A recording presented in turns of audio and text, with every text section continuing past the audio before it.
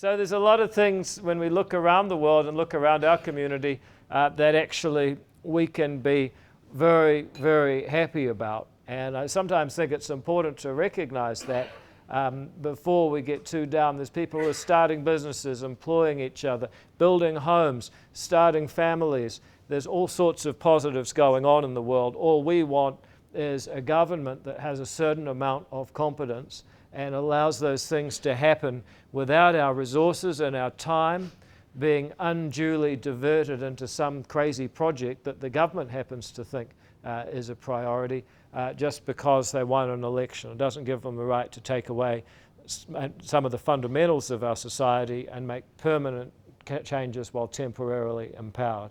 And that's where we come to our tradition of free speech. Now, I just want to come at this as a slightly circuitous route, but stay with me, I promise. It all sews together in the end. The first time I remember watching television, see, I'm 37, I was born in 1983. Out of interest, how many people here remember 1983? Yeah. How many people here don't remember 1983? Hooray. Oh, he was there, yeah. This guy, were you already at uni by then? So, yeah, okay. Did you go to Otago? Oh, okay, fair enough. But the first thing I remember seeing on TV, I was 6 years old, and it was a group of people attacking a concrete wall. And sometimes you just know that something's really important. It's sort of, where were you when Princess Diana died? I also remember watching Christian Cullen play for Manawatu against South Canterbury at the Oval in September 1995. He put away 4 tries, and he was visibly faster than anyone else on the field. Anyway, we all have our own personal memories. But back to the Berlin Wall coming down, of course, I saw this on the screen, and I knew it was significant. I didn't know anything about it. I didn't know there was capitalism or communism or a Cold War. I didn't even know there's a place called Germany, let alone Berlin, let alone the fact it was divided. But I knew that image was important. And I remember my grandfather in his gravelly voice saying, "Oh, it's pretty good, people uniting." It's one of those moments that sticks with you. And over the coming 20 years, I learnt about all of those things. And what was interesting is during that period, as a liberal Democrat, and I use those words really carefully, when I say, I don't mean the sort of liberalism that the Democratic Party in America talks about. I mean a 400-year tradition of emancipation and asserting the rights of every single person to live freely according to their own preferences. That's when I talk about liberalism and democracy, that's what I mean. As a liberal Democrat, I could look around the world as I grew up and say it's all great. We won, the commies lost, democracy is spreading, more and more countries are taking our way of life. Civil rights are spreading, free trade is spreading, billions of people are lifting themselves out of poverty by trading with other people in the rest of the world. This is a fantastic time. And, there was a guy, Fukuyama wrote a book, The End of History, there'd be no more normal politics. Helen Clark said we lived in a benign strategic environment. It was a fantastic time. And then since 2008, all of that hasn't worked so well. You look at some of the people getting elected, your Duterte, your Bolsonaro, your Orbans, crazy people. And then if you don't like anecdote, there's also data. Freedom House, Washington, D.C. think tank, measure how many countries are democratic. Each year, they've been doing it since 1944. The numbers have been going backwards for the last 12 years since the GFC. And I haven't even talked about President Xi and his increasing stranglehold on China and surrounding areas. So we live in a time when, unfortunately, democracy is in retreat, civil liberties are in retreat, political rights are in retreat, and I think we've got to just acknowledge that. It would be easy to deny it, but there's pretty good evidence that it's true. And if you look at the last year, authoritarian countries have looked more competent than they have for a very long time. They look across the Pacific at the schmozzle that the US democracy threw up, and they say, jeepers, maybe actually our way is not that stupid after all. And I think this is something that we need to acknowledge and have some time to think about. Now, the next question is, what role can New Zealand play in such a world? Well, we can't unfortunately subdue other nations, unless, of course, we can get them all to agree that all differences will be settled by a 15-a-side contest, in which case we could really dominate. But I don't think other countries with nuclear weapons are going to agree to that.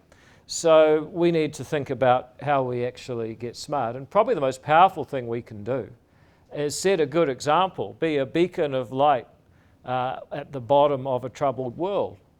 Only problem is we ourselves have real difficulties.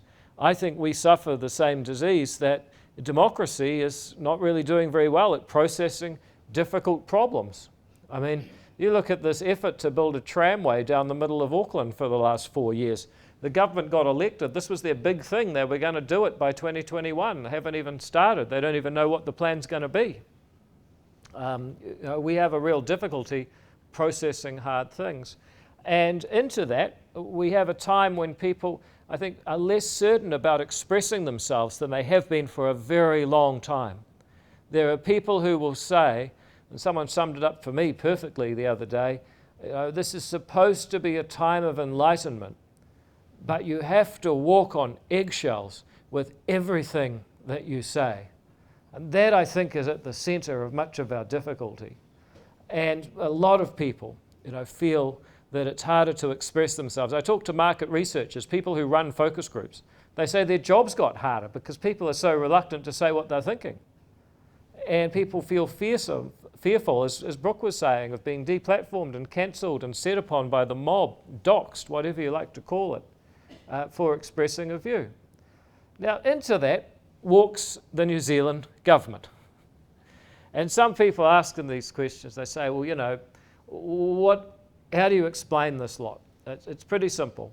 What you've got is a group of people who were all student presidents and student politicians around the late 90s, early 2000s.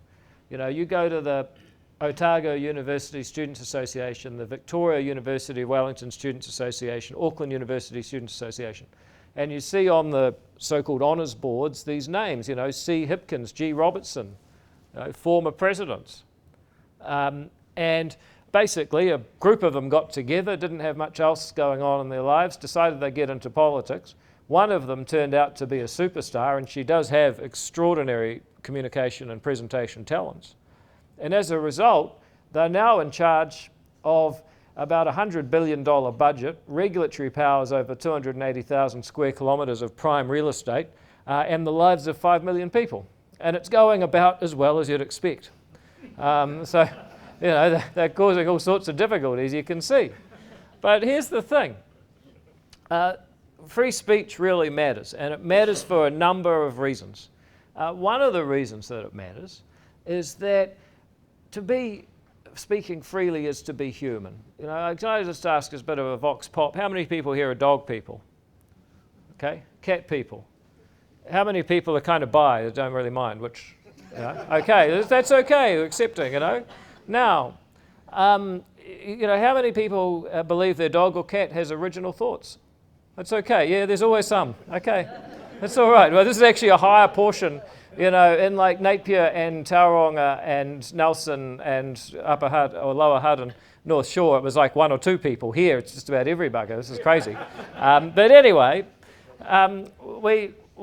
we as humans definitely have our own unique thoughts, and to be human is to think our thoughts and speak our mind and express our feelings. So there is something inherent about being unafraid to express your thoughts, and to have a government policy that may suppress that, I think is inhumane. So that's the number one reason, is that just for its own sake, it's worth doing. But here's another reason. As Brooke alluded to with Kate Shepherd, our ability to solve problems as a society depends on our ability to have honest conversations and ultimately unite behind better ideas than we had previously. And the problem with this cancel culture and deplatforming is that they attack the person instead of the idea, and it makes people retreat into their shell and have less discussion. And that is toxic and damaging because it leaves possibilities and creativity on the table when we could have all benefited from it. So Kate Shepherd is a great example. If you ever get the chance to read some of her speeches, she was one of the greatest orators in the history of New Zealand politics. Never sat in our parliament for obvious reasons, but one of the greatest orators we had. And she did use her speech to advance ideas that were initially at least unpopular. But she lived in a culture where her right to say it was strongly defended, and eventually her arguments won the day. And you can make that argument for all sorts of groups. I was on Māori television this morning. I said, look, free speech is a minority right. You know, if you're big and popular and you're in the middle of the population, then you probably don't need it. It's when you are in a minority and have something different to say, that's when you need the protection of free speech. So if we want to make social progress, but also scientific progress, depends on the ability to see things and say things. That's fundamentally what modern science is.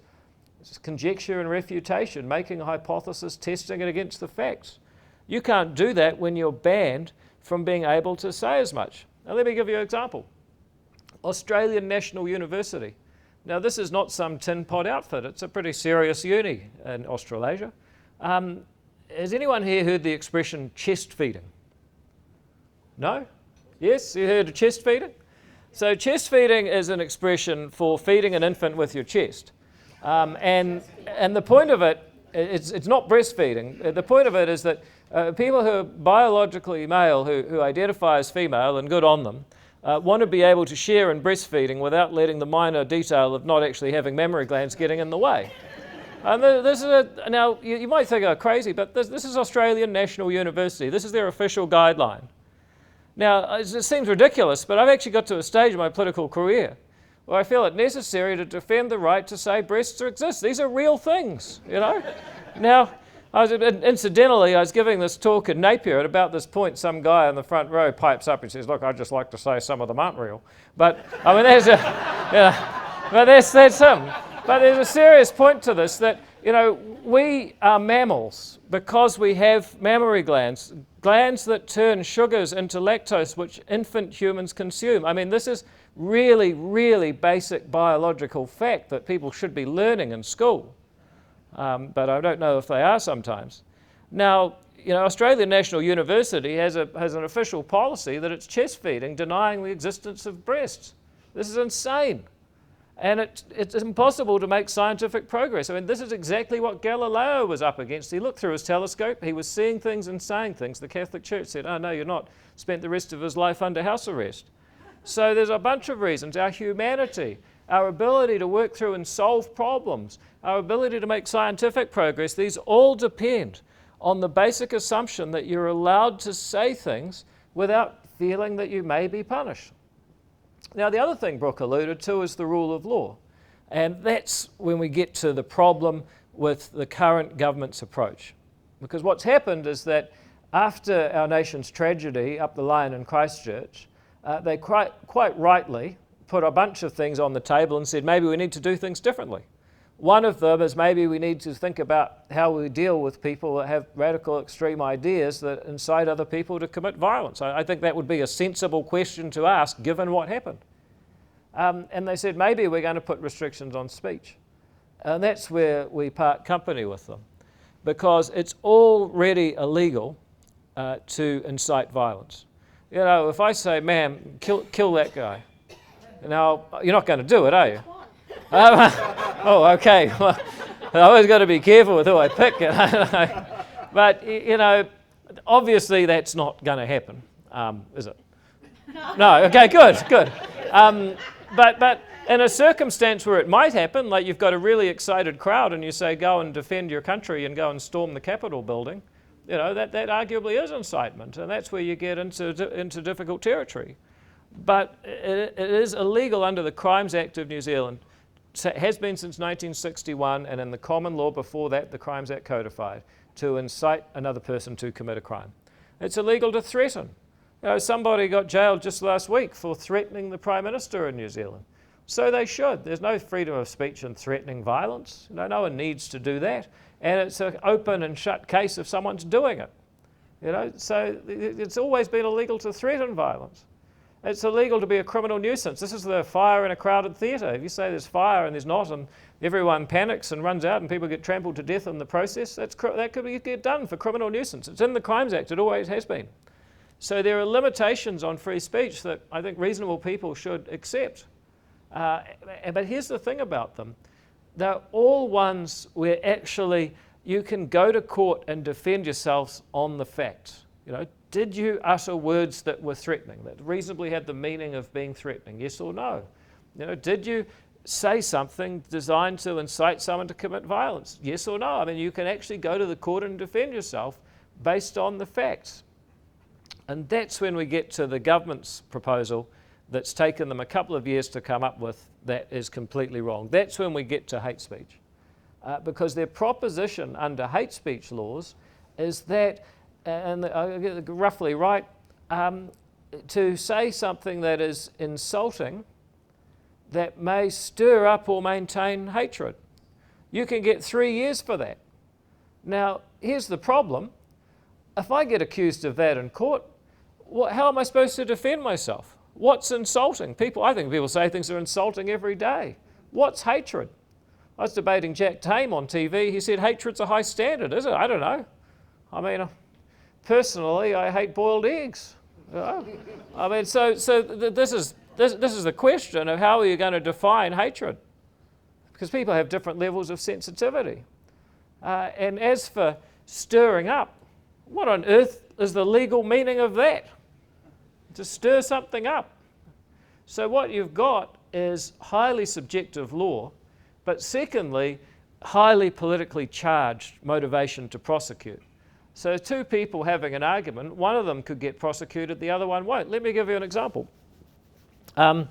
I recently, or at least about 6 or 7 months ago, hosted a conference at Parliament for a group called Speak Up for Women. Speak Up for Women are basically a strain of feminists, and they believe that, and particularly in the case of lesbians, that lesbians are biological women who are attracted to other biological women. Now, there's a group of people in the trans community who view that as incendiary and a denial of their existence, because they say, actually, if I'm biologically male, I identify as a woman, then you can't deny that. To say that I'm not a woman is to deny my existence. Well, the lesbians, they turn around and they say, well, hang on a minute. I'm a biological woman who's attracted only to biological women. You're telling me I have to be attracted to biological men too if they tell me they're a woman. I don't accept that. Now, I don't know who's right or how to resolve this, but what I do know is that having the government stepping in and saying both sides are denying the existence of the other, both are stirring up hatred, and they both accuse each other of stirring up hatred. To have the government come in and choose sides and put one side or the other in jail is completely wrong. But the difficulty is government departments are politicised as well. So the Human Rights Commission has decided to side with the trans side of the argument and say that a lesbian, according to the Human Rights Commission, is indeed biological male or female who identifies as female attracted to biological males or females who identify as female. That's the Human Rights Commission's definition. And there's people in the lesbian community who are utterly incensed and highly offended by this.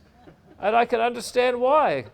But it's also true, I have no ill will to people in the trans community. They believe they're being hated upon. The issue is we're not going to be able to talk through these issues if one side gets put in jail. And the problem is that places like the Human Rights Commission do take highly politicised stances. You add politicised stances to subjective law where you have no way of defending yourself, and what you've set up is a mob with the power to punish for the unpopularity of your ideas. And people say, oh, it won't come to that, it won't come to that. Okay, great, well, we don't need to make the law. On the other hand, to support the laws that the government is proposing would be to legalise tyranny. And by the way, for insulting someone, stirring up hatred, you can get 3 years.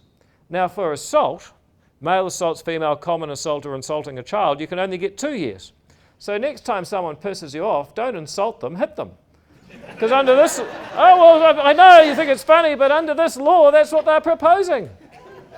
This is how mad this hate speech proposal is.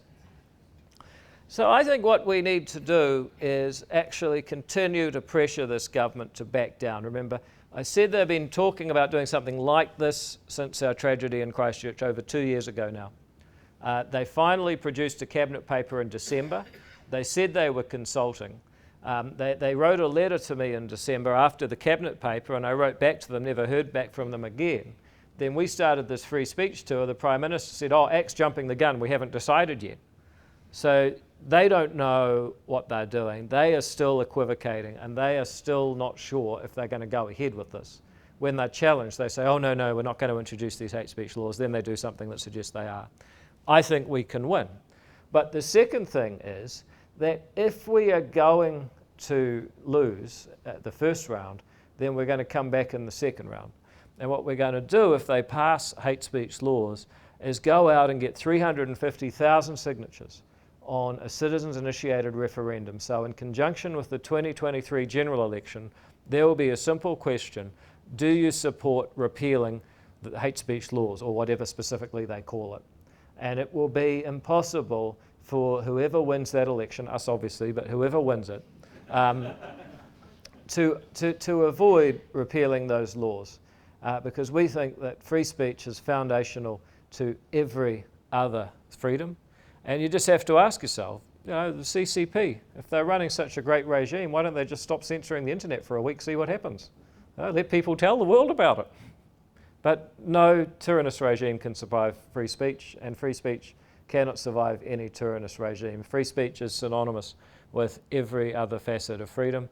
Empowering a state to be a censor is totally inconsistent with a free society.